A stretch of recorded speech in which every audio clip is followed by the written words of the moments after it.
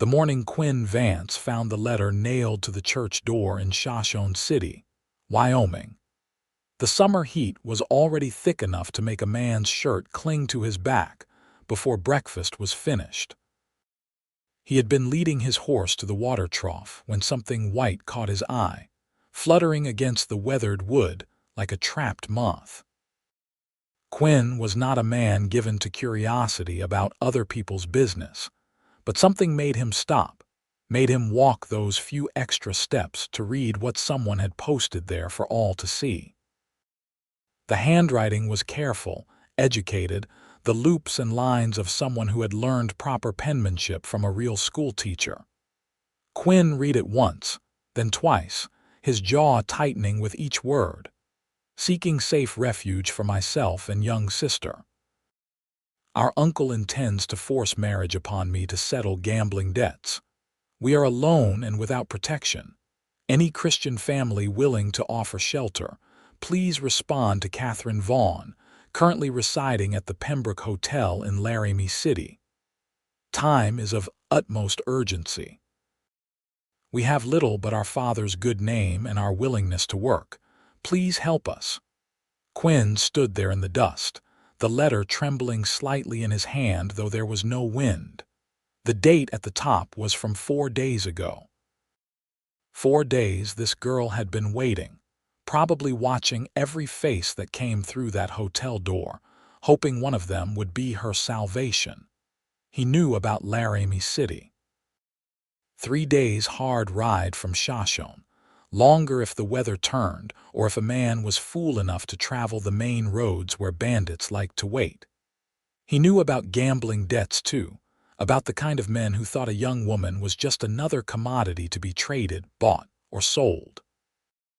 Quinn was 32 years old, and he had spent the last decade building his ranch from nothing but determination and backbreaking work. He had a good house, sturdy and well-built, 300 acres of decent grazing land, and a small herd that grew a little bigger each year. He had a life that was simple, quiet, and entirely his own.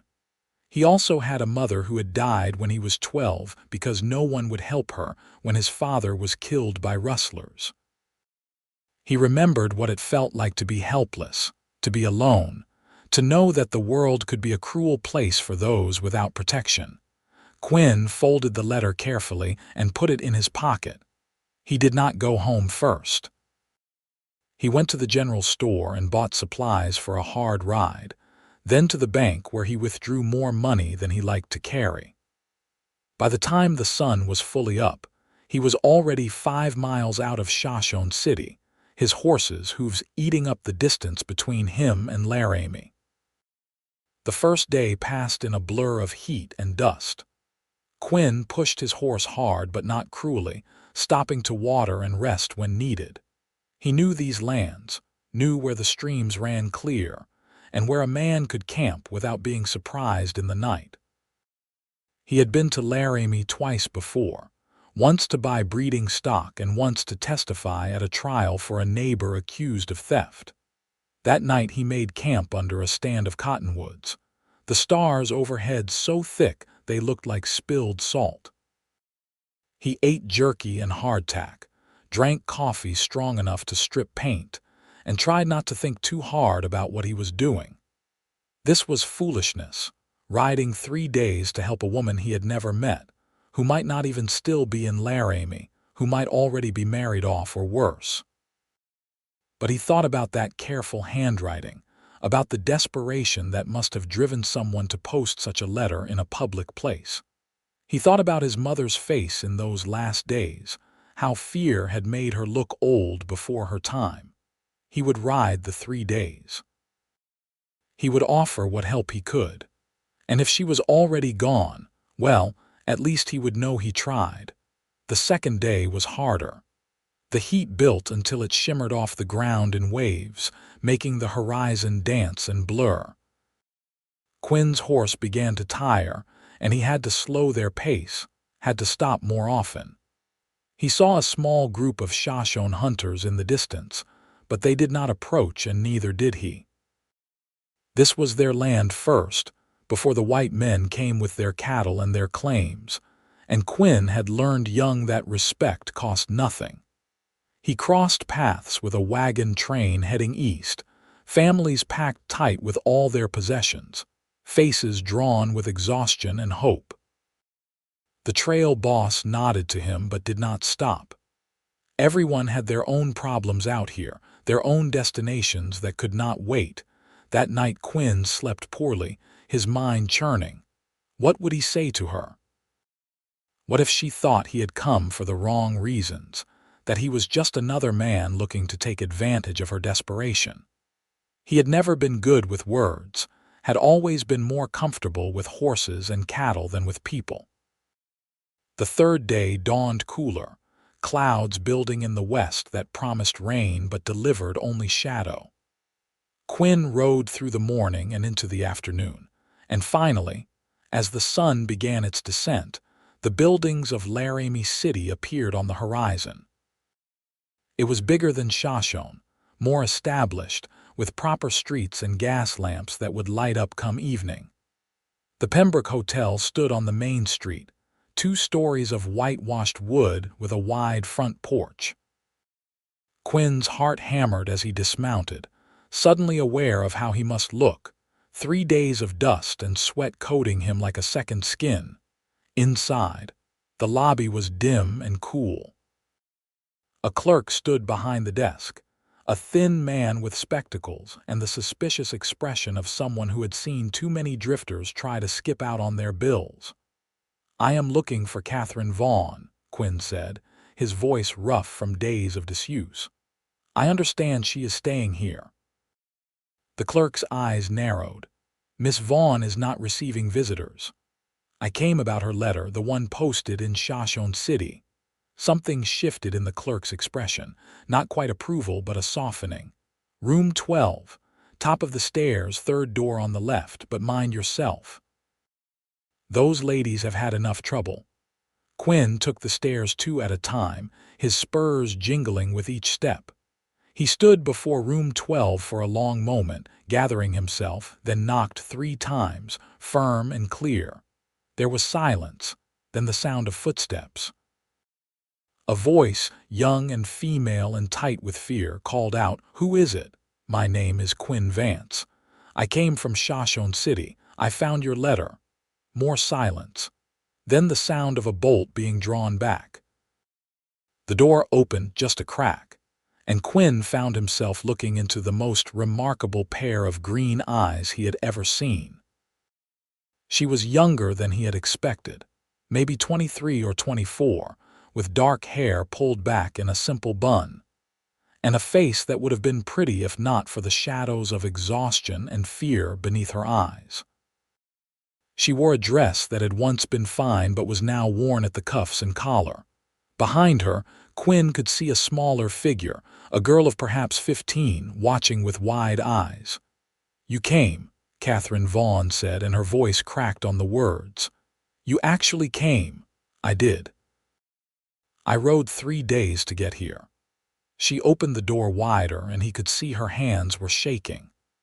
"I did not think anyone would come. It has been almost a week, and I thought maybe no one saw the letter, or maybe no one cared, or maybe everyone thought it was some kind of trick." "It is not a trick, is it?" "No." Her voice was fierce now, her chin coming up. "No, it is the truth.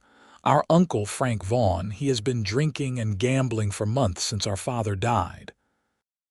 He owes money to half the territory, and now he has sold me to a man named Silas Harding to clear his debts. Harding is 53 years old and has buried 2 wives already. He says we will marry next week." Quinn felt a cold anger settle in his gut.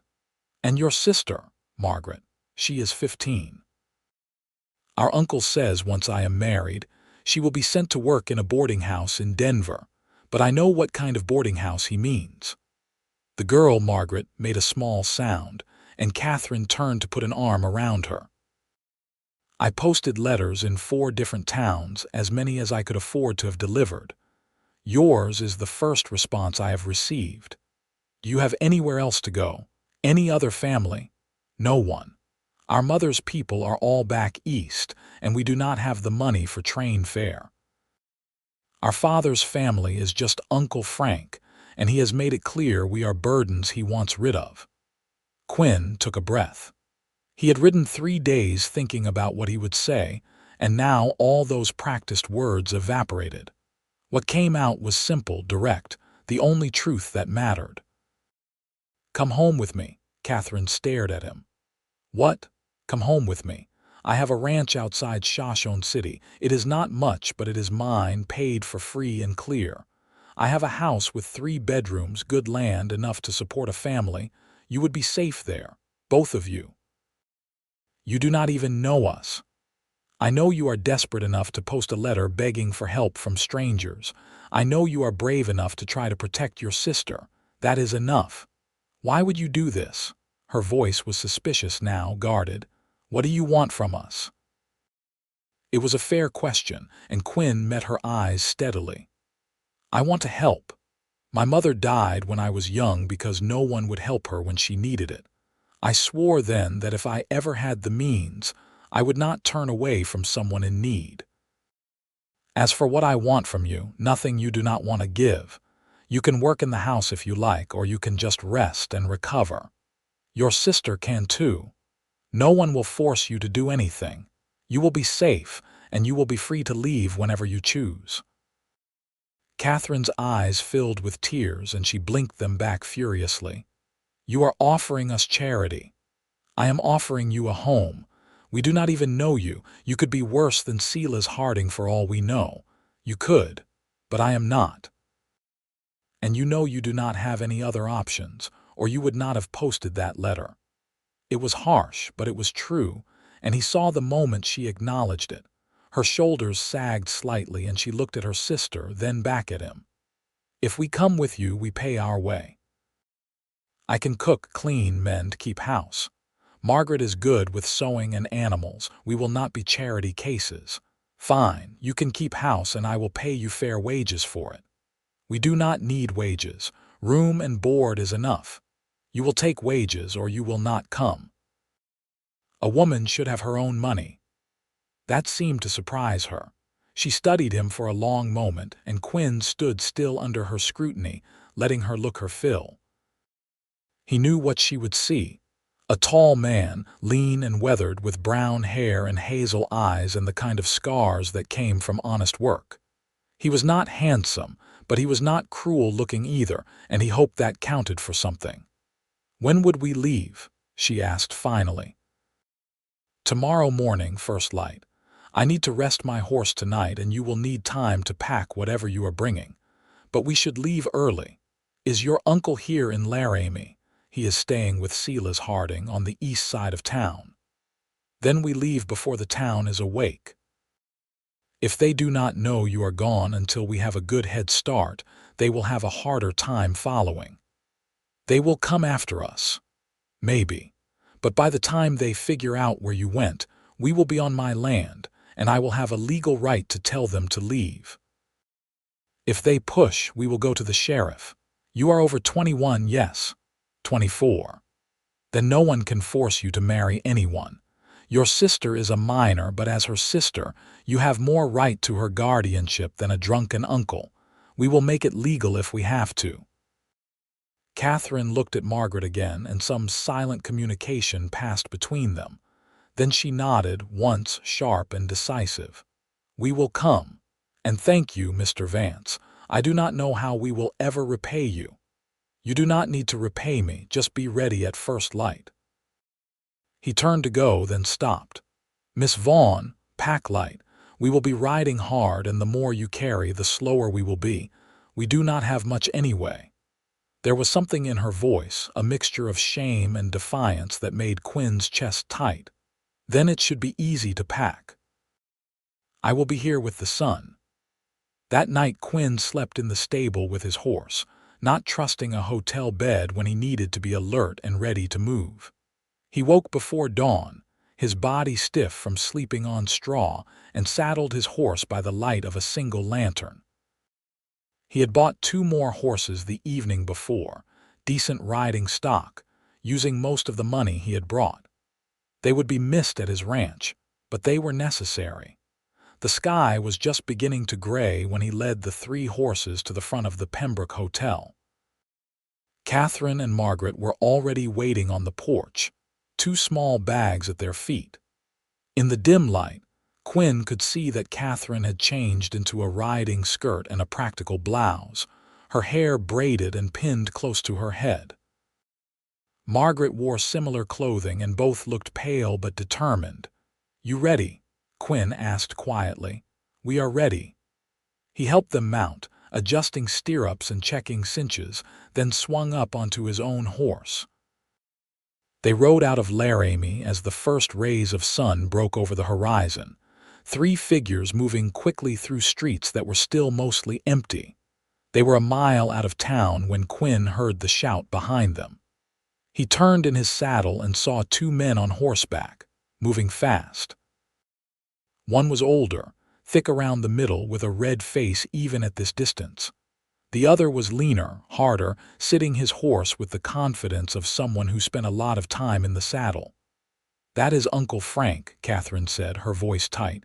"And Silas Harding. Can you ride fast?" Quinn asked. "Yes." "Then hold on." They ran.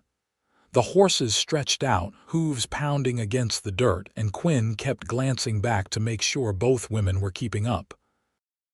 They were good riders, better than he had expected, and they stayed low over their horses' necks the way someone had taught them properly. But the men behind them were gaining. Quinn could hear Frank Vaughn shouting, words lost in the wind but the anger clear. They had perhaps a quarter-mile lead and it was shrinking. Quinn made a decision. He pulled up sharply, wheeling his horse around.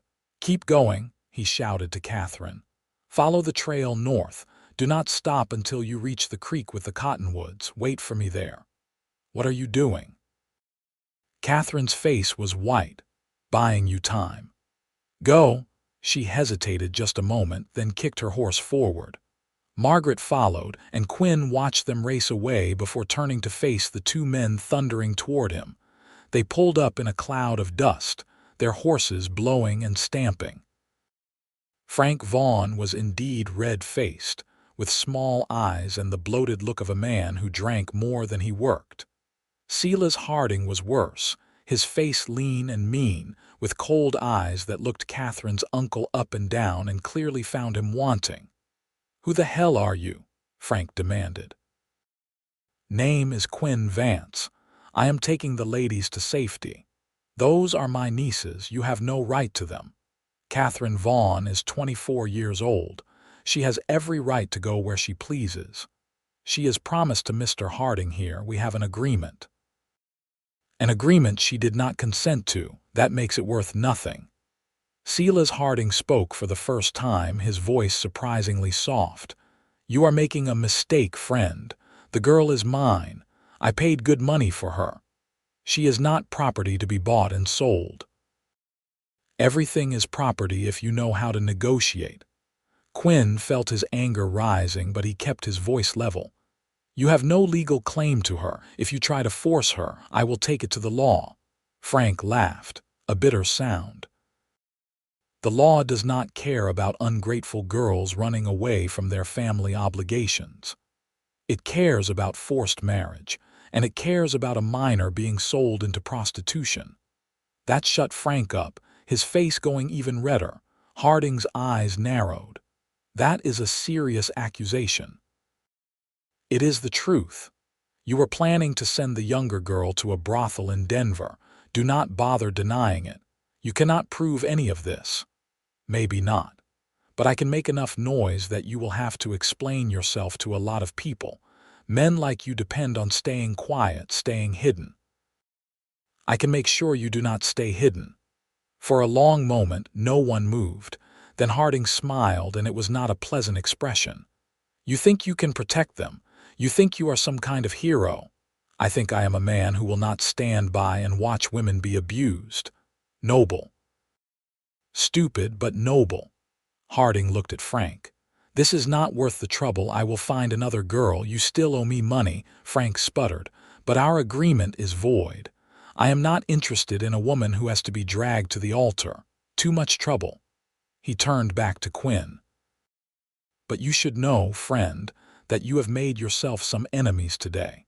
Frank here owes money all over the territory.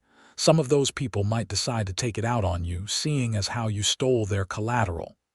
"They can try," Harding laughed. "You are either very brave or very stupid." "Maybe both. Come on, Frank. Let us go get drunk and figure out how you are going to pay your debts now."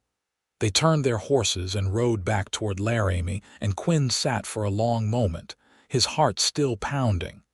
That had been easier than he expected, which meant it probably was not over. Men like Harding did not give up this easily. But he had bought them time, and time was all they needed to get back to Shoshone City. He found Katherine and Margaret waiting at the creek, their horses drinking while they stood in the shade of the cottonwoods. Katherine's face was pinched with worry, and when she saw him riding up alone, relief washed over her features. "You are all right," she said. "I am fine." They turned back. Just like that, Harding decided you were not worth the trouble. Your uncle was not happy, but he did not have much choice. Katherine closed her eyes briefly. "Thank God. We should keep moving. I do not trust that they will not change their minds." They rode through the rest of the day, stopping only to rest the horses and eat the food Quinn had packed. It was hard travel, hot and dusty, and by the time they made camp that evening, all three of them were exhausted. Quinn built a small fire and made coffee while the women laid out their bedrolls. He noticed that they only had 2 thin blankets between them, and he quietly added one of his own to their pile when they were not looking. They ate in silence, too tired for conversation, and then Margaret fell asleep almost immediately, curled up next to her sister. Katherine stayed awake, staring into the fire with an expression Quinn could not read. "You should sleep," he said quietly. "We have another full day ahead of us tomorrow." "I keep thinking this is a dream," she said. "That I will wake up back in that hotel room, or worse, already married to Silas Harding. It is not a dream. Why did you really come? No one does something like this just out of kindness." Quinn poked at the fire, considering his answer. "My mother needed help once. No one came. I watched her die because of it. I swore I would not let that happen to someone else if I could prevent it. I am sorry about your mother. It was a long time ago. That does not make it hurt less." He looked up at her, surprised by the understanding in her voice.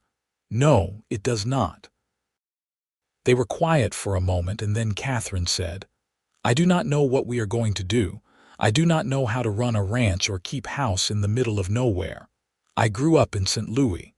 My father was a banker. We had servants. I am not cut out for this life. You will learn." "What if I cannot? What if I am useless to you?" "You are not useless.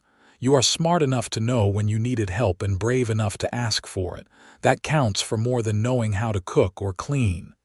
She smiled slightly. "You are very kind, Mr. Vance. Just Quinn."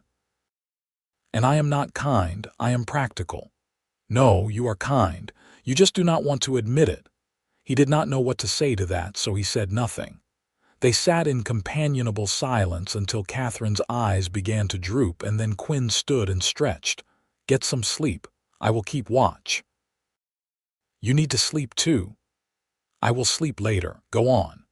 She gave him a long look, then nodded and lay down next to her sister. Within minutes, her breathing had evened out, and Quinn was alone with the fire and the stars and his thoughts. He had not been entirely honest with her. He had not come just because of his mother, though that was part of it. He had come because he was tired of being alone, tired of a life that consisted of nothing but work and sleep and occasional trips to town for supplies. He had come because that letter had spoken to something in him, some loneliness he had not even acknowledged he was feeling. But he would not tell her that. Not yet, maybe not ever.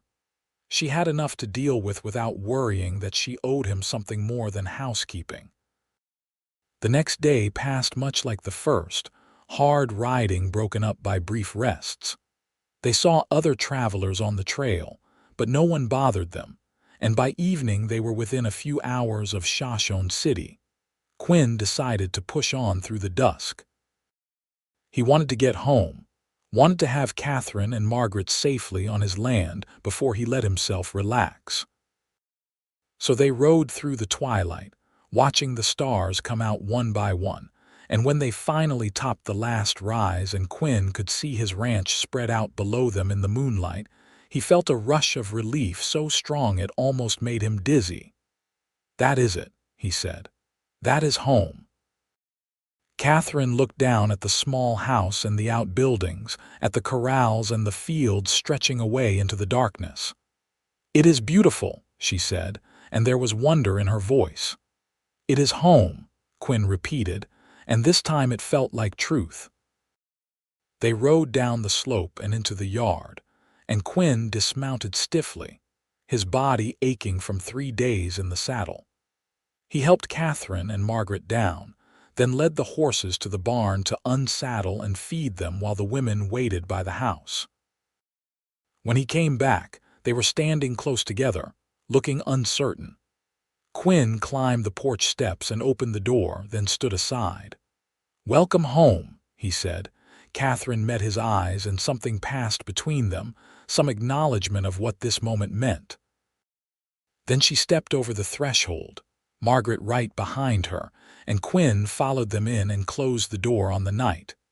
The house was dark, but Quinn lit a lamp and the warm glow filled the main room. It was not a fancy place, but it was clean and well kept, with solid furniture and a stone fireplace and windows that let in good light. There was a kitchen area on one side, a table and chairs, and a couple of comfortable chairs near the fireplace. "There are 3 bedrooms," Quinn said, pointing to the doors leading off the main room. "You and Margaret can have the 2 on the right. I will take the one on the left. There is a pump in the kitchen for water and the outhouse is behind the barn. I am sorry it is not fancier." "It is perfect," Katherine said, and she sounded like she meant it. "You should get some rest. We can figure everything else out tomorrow." Margaret was already swaying on her feet and Katherine put an arm around her. "Thank you, Quinn, for everything." He nodded, not trusting his voice, and watched as they disappeared into one of the bedrooms. He stood there in the lamplight for a long moment, listening to the quiet sounds of them settling in, and then he went to his own room and collapsed onto his bed without even taking off his boots. He was asleep in seconds. Quinn woke to the smell of coffee and bacon, and for a moment he was disoriented, not sure if he was dreaming.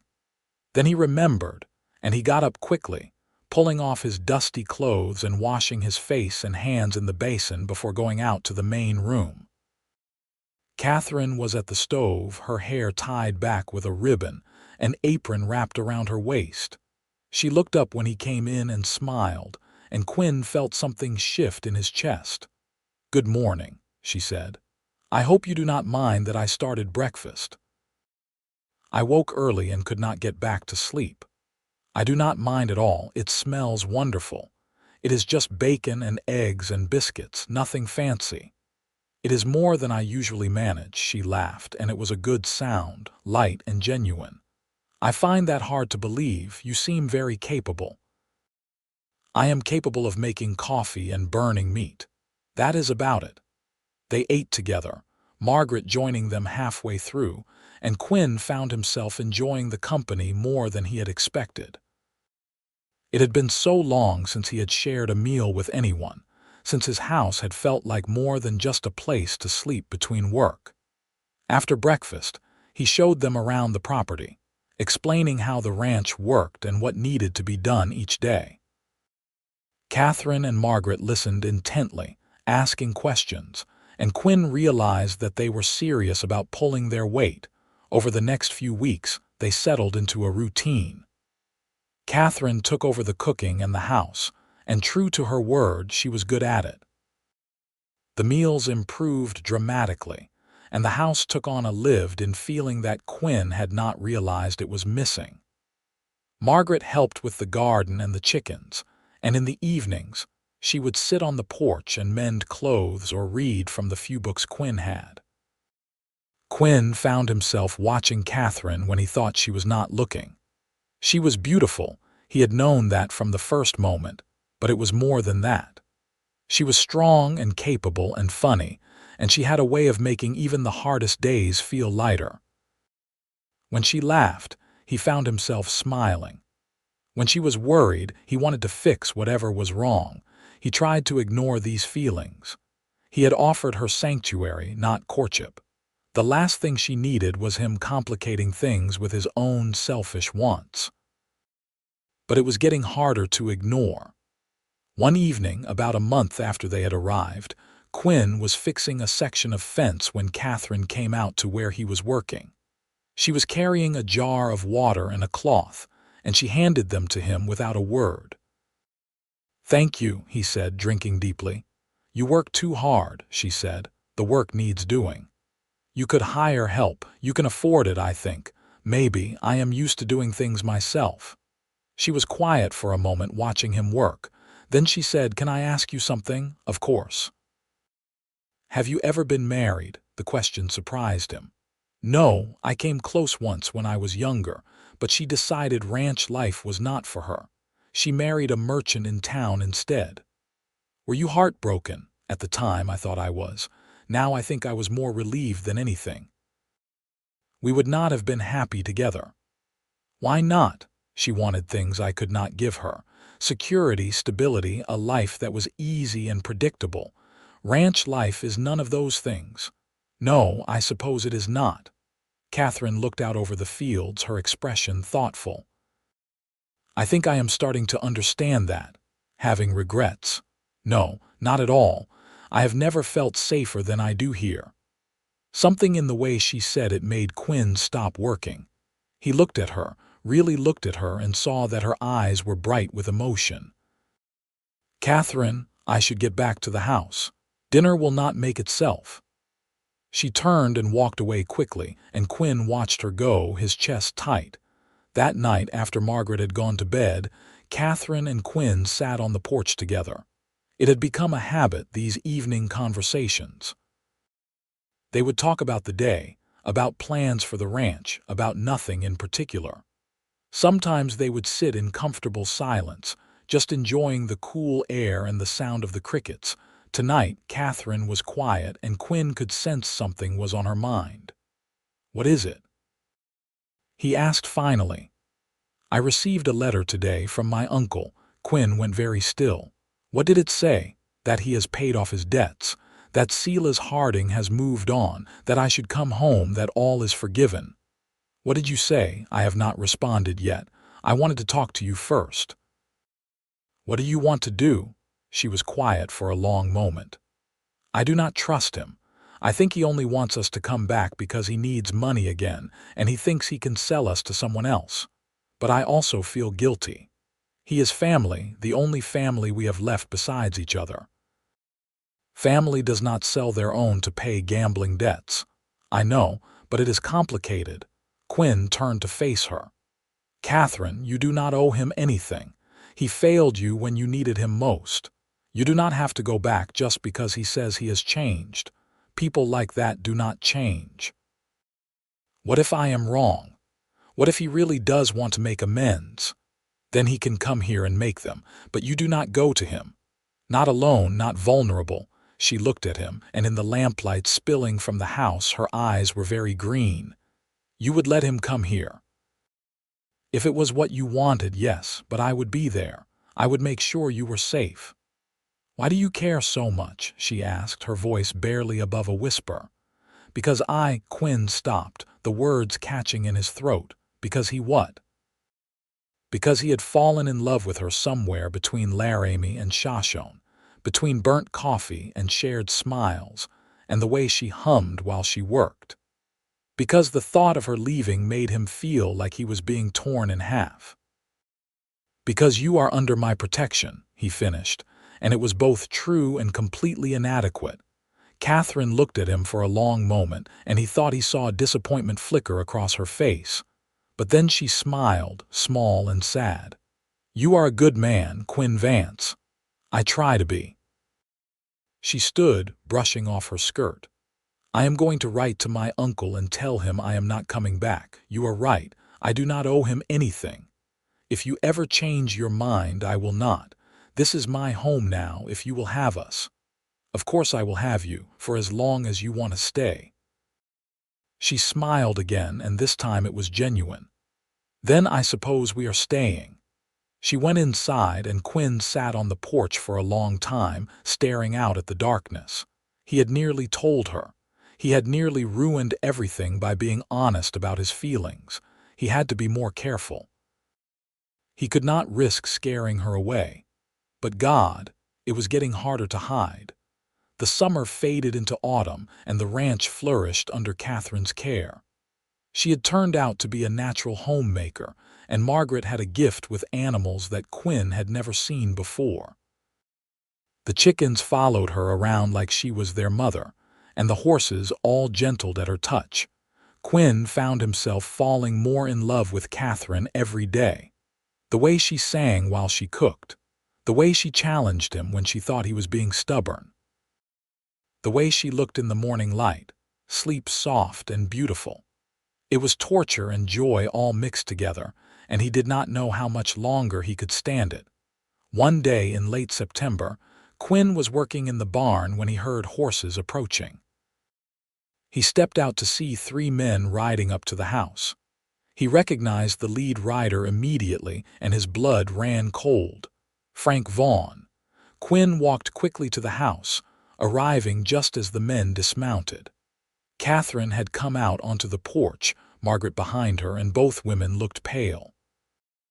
"Katherine, my dear niece," Frank said, his voice oily. "How good to see you." "What do you want, Uncle Frank?" Katherine's voice was steady, but Quinn could see her hands shaking. "I came to check on you, of course.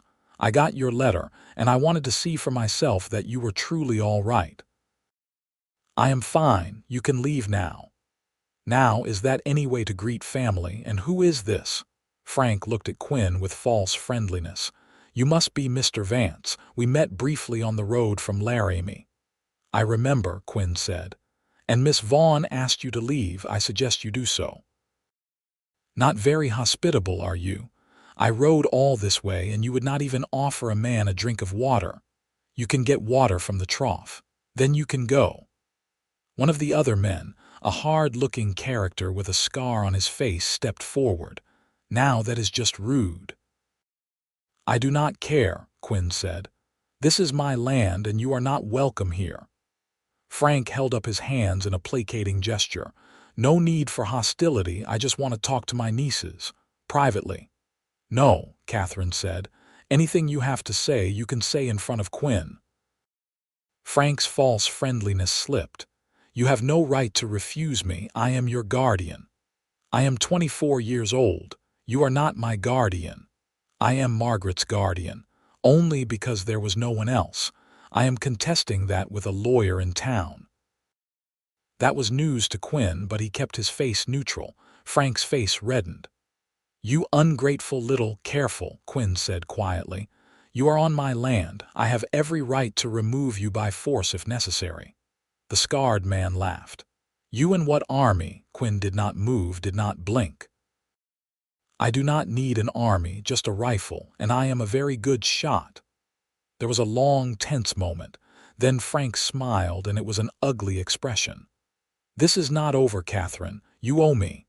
I raised you, fed you, kept a roof over your head after your parents died. You spent our inheritance on gambling and alcohol. You sold me to clear your debts. I owe you nothing. We will see what the law has to say about that." "Yes, we will." Frank turned to leave, then stopped. "You are making a mistake trusting this man. He is using you just like everyone else." "Get off my land," Quinn said. "Now."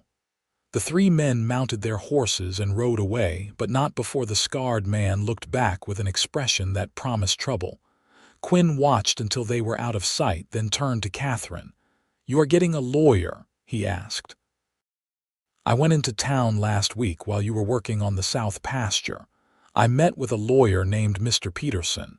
He said I have a good case for taking guardianship of Margaret, especially given Uncle Frank's behavior. But it will take time. Why did you not tell me? Because I need to handle this myself. You have done so much for us already. I cannot ask you to fight my battles too. You are not asking, I am offering. Margaret spoke up for the first time. We appreciate everything you have done, Quinn, but Katherine is right. We need to do this ourselves. Quinn looked between them, saw the determination in both their faces, and nodded slowly. All right. But if you need help, if anything goes wrong, you tell me. Agreed. Agreed, Katherine said. But that night, Quinn did not sleep well. He had seen the look on Frank Vaughn's face, the look on his companion's face. Those were men who did not give up easily. They would be back, and next time they might not be content with just talking. He was right. 3 nights later, Quinn woke to the smell of smoke.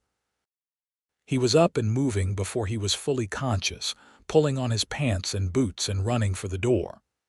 The barn was on fire, flames licking up the sides, the horses screaming in terror. He ran for the barn, yelling for Katherine and Margaret. They came running from the house, and between the 3 of them, they managed to get the horses out, to beat back the flames with blankets and water from the pump. By the time they had the fire under control, the barn was half destroyed, and all of them were covered in soot and ash. Quinn looked at the damage in the gray light of dawn and felt a cold fury settle over him. This was not an accident. This was a message. They did this, Katherine said, her voice shaking. Uncle Frank and those men, they did this. We do not know that for sure, Quinn said, but he knew it was true. What are we going to do? We are going to rebuild, and I am going to town to talk to the sheriff. Do you think he will help? I do not know, but I have to try. Quinn rode into Shoshone City that morning and went straight to the sheriff's office. Sheriff Tom Willis was a good man, honest and fair, and he listened to Quinn's story without interruption. That is a serious accusation, Willis said when Quinn finished. Do you have any proof? Just the timing. Frank Vaughn showed up here 3 days ago, made threats, and now my barn is burned. But you did not see him or his men here last night. No, Willis sighed. Then there is not much I can do. I can talk to him, ask him some questions, but without proof I cannot arrest him. So he gets away with it. I did not say that. I said I cannot arrest him without proof, but I can let him know I am watching. That might be enough to make him think twice. It was not the answer Quinn wanted, but it was the best he was going to get. He thanked the sheriff and rode back home, his mind churning. When he got back to the ranch, he found Katherine and Margaret cleaning up the debris from the fire. They looked exhausted, but they kept working, kept pushing forward. Quinn joined them, and they worked in silence until the worst of it was cleared away. That evening, as they sat on the porch, Katherine said, I am sorry. This is my fault. If we had not come here, if you had not gotten involved with us. Stop, Quinn said. This is not your fault. You did not set the fire. You did not force your uncle to be a terrible person. None of this is your fault. But you would not be in danger if it were not for us. I would be alone if it were not for you. I would have a standing barn and an empty house and a life that was nothing but work and sleep. I will take danger over that any day. She looked at him, her eyes wide. Quinn, I love you, he said, the words bursting out before he could stop them. I have loved you since Laramie, since I first saw you standing in that hotel doorway looking scared and brave and beautiful. I know you do not feel the same way, and that is fine. I do not expect anything from you. But you need to know that having you here, having you in my life, it is worth any amount of danger. You are worth it. Katherine stared at him, her mouth slightly open. For a long moment she said nothing, and Quinn felt his heart sink. He had ruined it. He had pushed too hard, said too much. Then she smiled, and it was like the sun coming out from behind clouds. "You love me." "Yes." "You really love me." "Yes," she laughed, and it was a sound of pure joy. "You idiot. I have been in love with you for months. I thought you saw me as nothing but a charity case, someone you were obligated to protect." It was Quinn's turn to stare. "You love me." "Of course I love you. How could I not? You rode 3 days to save me. You have given us a home, a life, safety. You make me laugh, you make me feel safe, you make me feel like I could take on the whole world as long as you were beside me. Of course I love you." Quinn stood up, his heart pounding. "Say it again." "I love you." "Again." "I love you, Quinn Vance." He crossed to her in 2 strides and pulled her into his arms, and when he kissed her, it was like coming home. She wrapped her arms around his neck and kissed him back, and for a moment, the world was perfect. When they finally broke apart, both breathing hard, Quinn rested his forehead against hers. "Marry me," he said. "What? Marry me?" "I know it is fast, I know we should probably wait, but I do not want to wait. I want you to be my wife. I want to spend every day for the rest of my life making you happy. Marry me." Katherine laughed again, and she was crying now too, tears streaming down her face. "Yes, yes, yes, yes, I will marry you." They kissed again, and then Margaret's voice came from the doorway. "It is about time. I thought you two were never going to figure it out."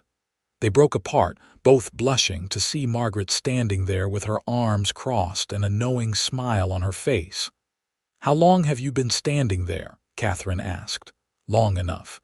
You know, you two are not exactly subtle. The whole 'I love you, but I cannot tell you' thing has been exhausting to watch." Quinn laughed. And then Katherine was laughing too, and then Margaret joined in, and the 3 of them stood there on the porch laughing until their sides hurt. They got married 2 weeks later, in the little church in Shoshone City. The whole town turned out, curious to see the woman Quinn Vance had ridden 3 days to save, the woman he had fallen in love with and was now making his wife. Katherine wore a dress that Margaret had made, simple but beautiful, with lace at the collar and cuffs. She carried wildflowers, and when she walked down the aisle toward Quinn, he thought he had never seen anything more beautiful in his entire life. They said their vows in front of God and the town, and when the preacher said he could kiss his bride, Quinn did so with enthusiasm that made the crowd laugh and cheer. The reception was held at the ranch, tables set up in the yard, food and drink flowing freely. It was a simple affair, but it was joyful, and as Quinn danced with his new wife under the stars, he felt a happiness so complete it almost hurt. "What are you thinking?" Katherine asked, her head resting on his shoulder. "That I am the luckiest man alive." "Good answer. It is the truth." They swayed together, and then Katherine said, "I heard from Mr. Peterson yesterday. The judge ruled in our favor. I am Margaret's legal guardian now." "That is wonderful news. Uncle Frank is contesting it, but Mr. Peterson says we have a strong case. He should not be able to overturn it. We will fight him if he tries." "I know. I am not worried anymore. I have you now. You have always had me." They danced until the stars wheeled overhead, until the guests began to drift away, until it was just the 2 of them and Margaret, cleaning up in the lamplight. "I am going to bed," Margaret announced. "You two try not to be too loud." She disappeared into the house, and Katherine turned to Quinn with a laugh. "She is incorrigible, she is smart, and she is right. We should go to bed." They went inside, and for the first time, they went to the same bedroom together. Quinn was nervous, he realized. He had never been with a woman before, had never had the time or the inclination. But Katherine seemed to sense his uncertainty, and she took his hand and led him to the bed with a gentleness that made his throat tight. "We do not have to do anything tonight," she said. "We have all the time in the world." "I want to," Quinn said. "I just do not want to disappoint you." "You could never disappoint me." They took their time, learning each other, discovering what made the other sigh or laugh or gasp.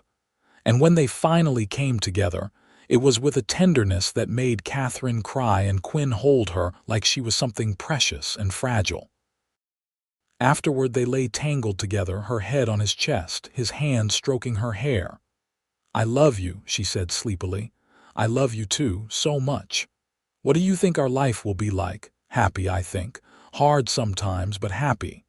That sounds perfect, and it was. The first year of their marriage was indeed hard at times. They rebuilt the barn, working from dawn to dusk to get it finished before winter. Frank Vaughn made a few more attempts to cause trouble, but each time, the sheriff was there to turn him away.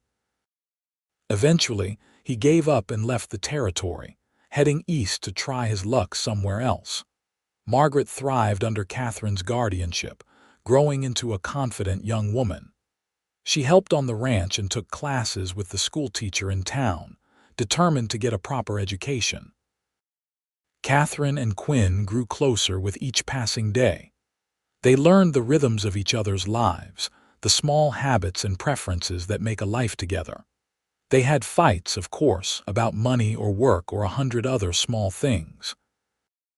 But they always made up, always came back to each other, because what they had was too precious to let pride or anger destroy. In the spring, Katherine discovered she was pregnant. She told Quinn over breakfast, her face glowing with joy and fear. "I am going to have a baby," she said. Quinn dropped his fork, his mouth falling open. A baby, are you happy?" "Happy, Katherine, I am." He could not find the words, so he stood and pulled her into his arms, holding her tight. "I am more than happy. I am terrified and thrilled and so incredibly in love with you." She laughed, crying at the same time. "I am terrified too. We will figure it out together." And they did. As Katherine's belly grew, Quinn fussed over her like a mother hen, much to her amusement. He read every book he could find on pregnancy and childbirth, asked the doctor in town 100 questions, made sure she ate well and rested often. Margaret was over the moon about becoming an aunt. She made baby clothes and blankets, decorated the spare bedroom, talked endlessly about what they should name the child. The baby came in early winter, on a cold December night. Quinn rode to town through the snow to fetch the doctor, and then spent the longest hours of his life pacing the main room while Katherine labored in the bedroom with the doctor and Margaret helping. When he finally heard the baby's cry, thin and strong, he thought his heart might burst. The doctor came out smiling. "You have a son, Mr. Vance. A healthy, beautiful boy. A son." Quinn had a son. He went into the bedroom and found Katherine propped up in bed, exhausted but glowing, holding a tiny bundle wrapped in a blanket. She looked up when he came in, and her smile could have lit the world. "Come meet your son," she said. Quinn approached slowly, almost reverently. He looked down at the baby and felt something shift in his chest, some fundamental change in who he was. This tiny person, red-faced and squalling, was his son, his and Katherine's. "He is perfect," Quinn whispered. "You want to hold him." Quinn took the baby carefully, cradling him like he was made of glass. The baby stopped crying and looked up at him with dark eyes, and Quinn was lost. "Hello there," he said softly. "Hello, little one, I am your father." "What should we name him?" Katherine asked. They had discussed names, but nothing had felt right. Now, looking down at his son, Quinn thought of his own father, the man who had died too young but had taught him what it meant to be good and kind and strong. "James," he said. "James Thomas Vance." "James," Katherine repeated. "I like that. Hello, James. Welcome home."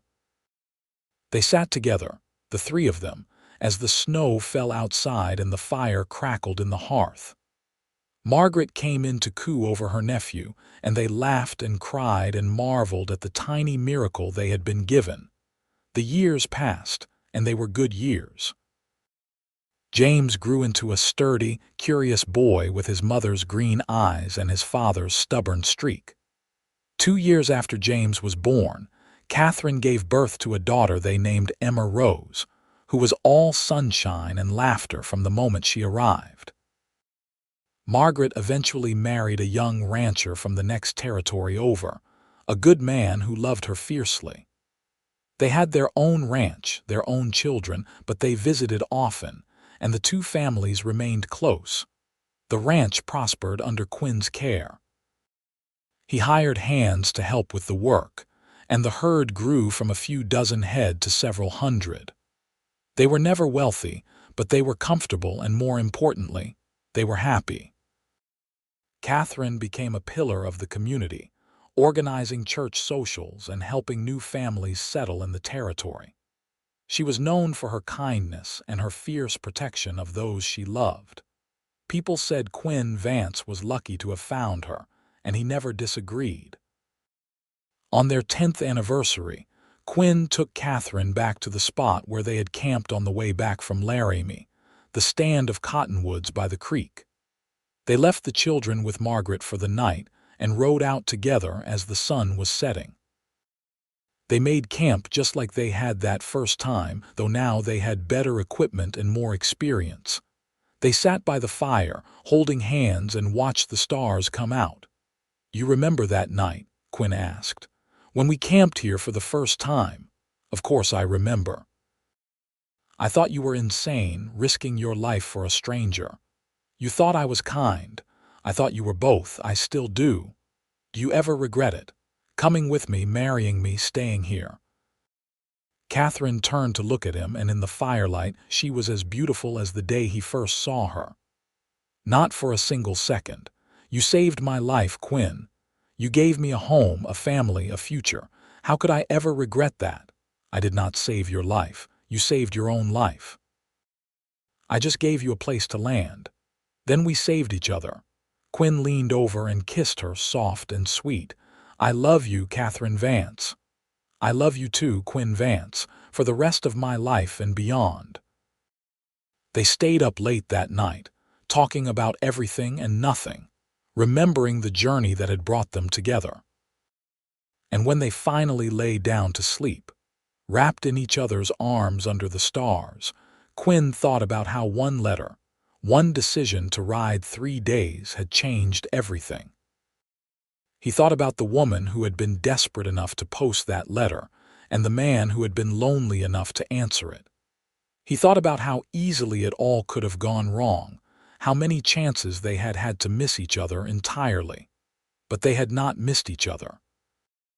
Against all odds, they had found each other, had built a life together that was messy and beautiful and entirely theirs. As Katherine's breathing evened out in sleep, Quinn looked up at the stars and sent a silent prayer of thanks to whatever force had brought them together. Then he closed his eyes and let himself drift off, secure in the knowledge that he was exactly where he was meant to be. The years continued to pass, marked by the changing seasons and the milestones of family life. James grew tall and strong, taking to ranch work like he was born to it. Emma became a skilled rider, fearless and independent, much to Quinn's mixture of pride and worry. When James was 15 and Emma 13, Katherine gave birth to another son, a surprise baby that made Quinn feel ancient and young all at the same time. They named him Samuel, after Katherine's father, and he became the pet of the whole family. The ranch continued to grow. Quinn bought more land, built new outbuildings, hired more hands. He was known throughout the territory as a fair man, honest in his dealings, generous with those in need. People came to him for advice, for help, for the quiet wisdom he had developed over years of hard work and harder choices. Katherine's hair began to show streaks of silver, and Quinn's face gained new lines from years of sun and wind. But they were happy lines, laugh lines, and neither of them minded getting older because they were doing it together. They celebrated their 20th anniversary surrounded by family and friends, a great gathering at the ranch that went on for 2 days. Margaret was there with her husband and their 4 children. James brought the girl he was courting, a smart young woman named Sarah who Quinn approved of immediately. Emma performed a piano piece she had learned, and little Samuel ran around with the other children until he fell asleep in Quinn's lap. As the party wound down and the guests began to leave, Katherine and Quinn found themselves alone on the porch, the same spot where they had confessed their love all those years ago. 20 years, Katherine said, leaning against him. Can you believe it? Sometimes it feels like yesterday. Sometimes it feels like forever. Both, I think. It is both. They were quiet for a moment, and then Katherine said, "Do you remember what you said to me that night in Laramie, when you knocked on my hotel room door?" "I said a lot of things that night." "You said come home with me." "That is what you said. Not come to my ranch or come with me to Wyoming. You said come home."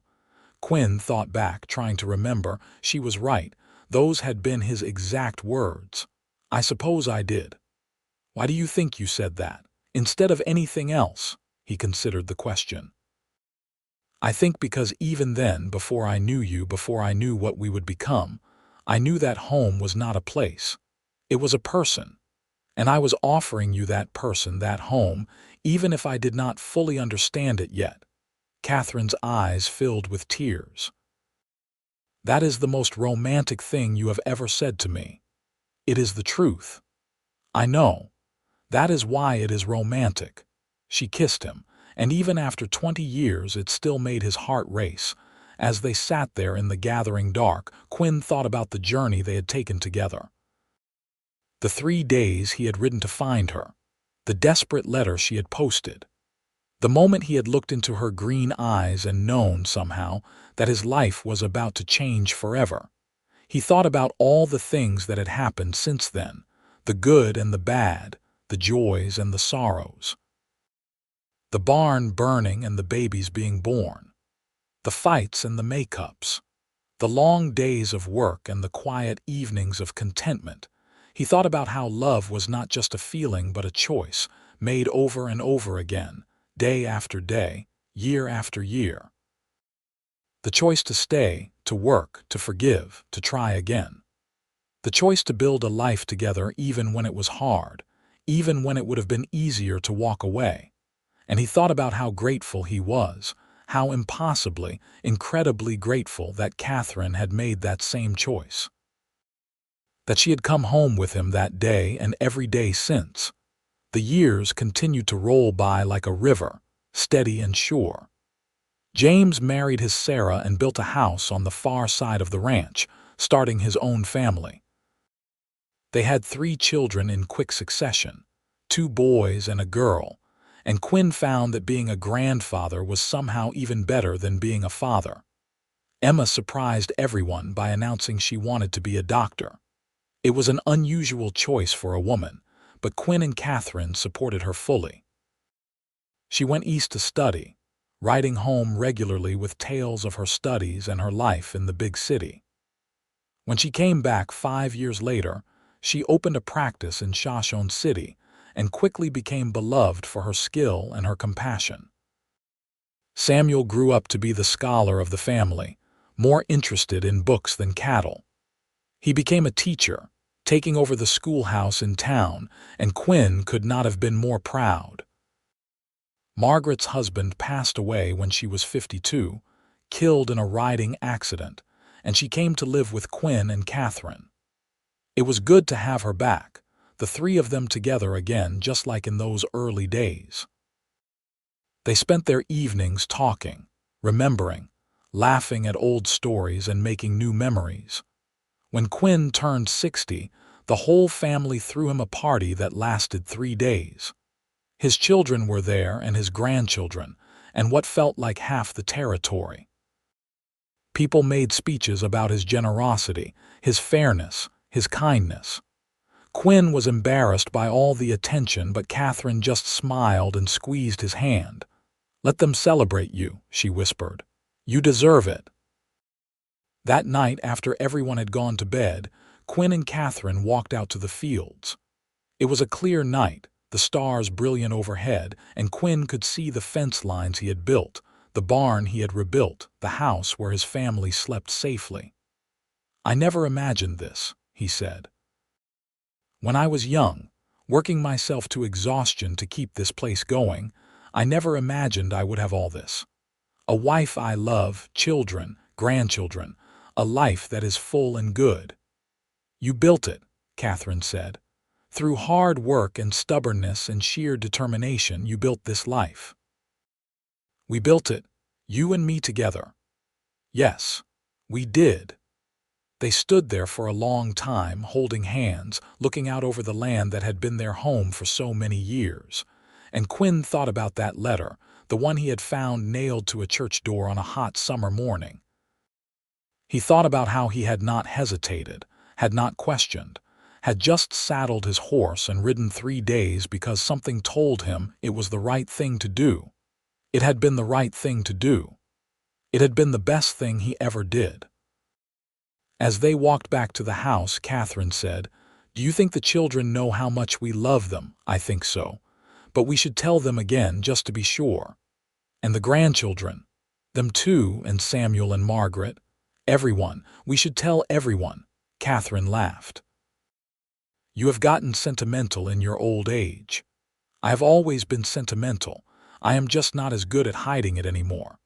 They went inside, and the house was warm and full of the sound of family. Samuel was still up, reading by lamplight. Margaret was in the kitchen making tea. From upstairs came the sound of grandchildren giggling, not quite asleep yet despite the late hour. This was home. Not the building, not the land, but this. The people, the love, the life they had built together. Quinn and Katherine grew old together, as they had always planned. Their hair went white, their faces lined with years, but they were happy. They watched their grandchildren grow up and have children of their own. They celebrated anniversaries and birthdays and holidays, always surrounded by family.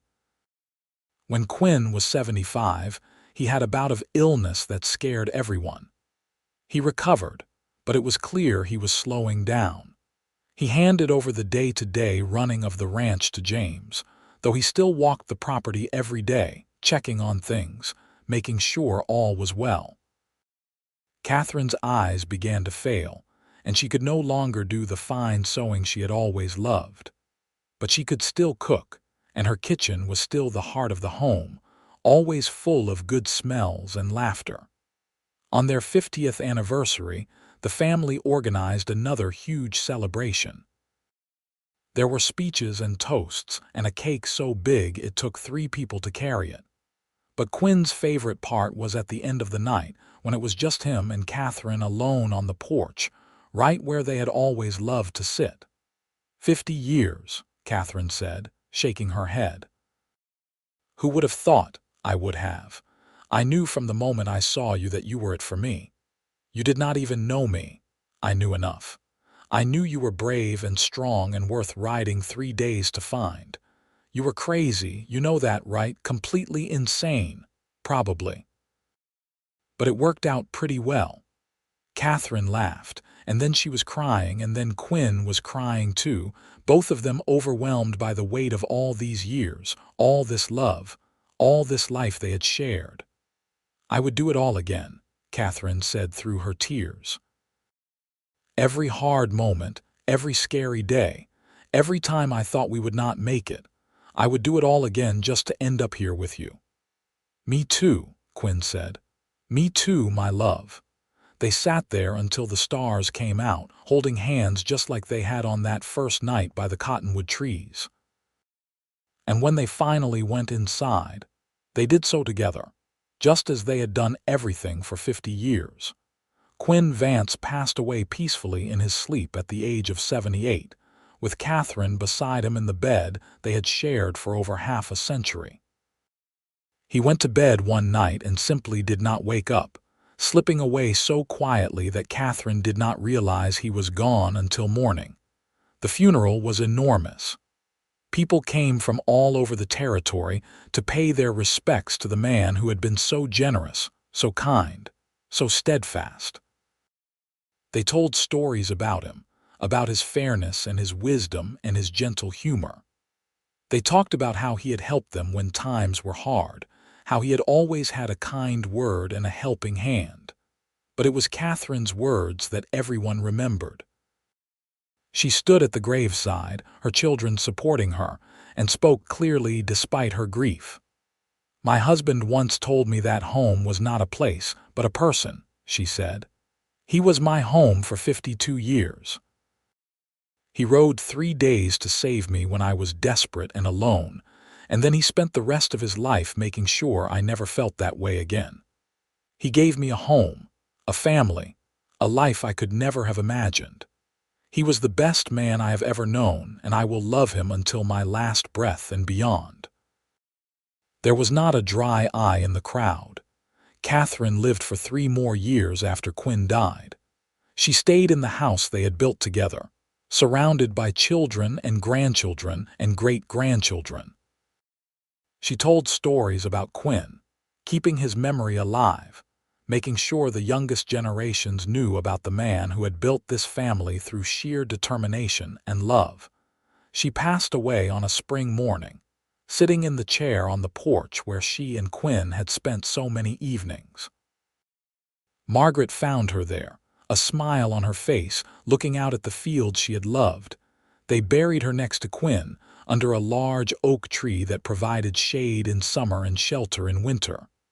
The headstone was simple: Katherine Vaughn Vance, beloved wife, mother, grandmother. She found refuge and built a home. The ranch stayed in the family, passed down from generation to generation. James's children took it over, and then their children, and each generation added something new while honoring what had come before. But the story of Quinn and Katherine became a legend in the family, told and retold at gatherings and holidays. The story of how Quinn had found a letter on a church door, had ridden 3 days without hesitation, had stood on a hotel porch and said, "Come home with me," to a desperate woman he had never met. The story of how that woman had been brave enough to come with him, to trust a stranger, to build a new life from nothing but courage and hope. The story of how they had fallen in love, had built a ranch and a family, had weathered every storm together. The story of how one moment of compassion, one act of kindness, had changed the course of 2 lives and created a legacy that would last for generations.